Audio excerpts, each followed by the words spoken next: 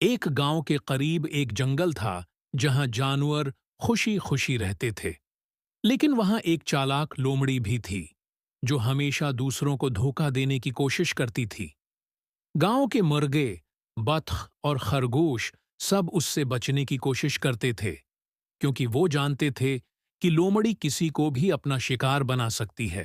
ایک دن لومڑی نے سوچا کہ وہ گاؤں کے مرغے کو پکڑنے کے لیے ایک نئی ترکیب آزمائے گی۔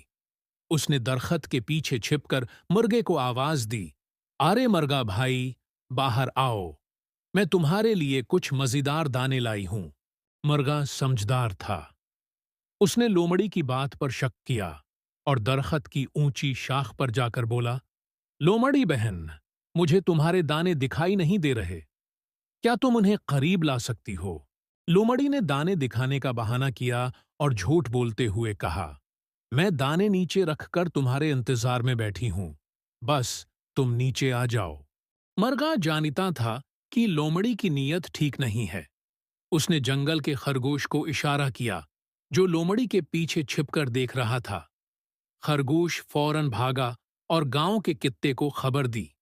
تھوڑی دیر بعد کتا دوڑتا ہوا آیا اور لومڑی پر بھونکنے لگا۔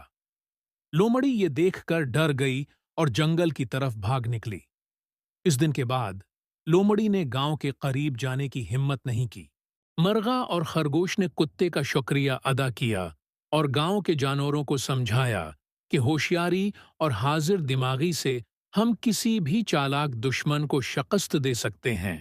یہ کہانی ہمیں سکھاتی ہے کہ حاضر دماغ اور اتحاد سے ہم چالاک دشمنوں کی چالوں سے بچ سکتے ہیں۔ مرغا اور خرگوش کی ہوشیاری نے گاؤں کے جانوروں کو محفوظ رکھا اور لومڑی کو سبق سکھایا۔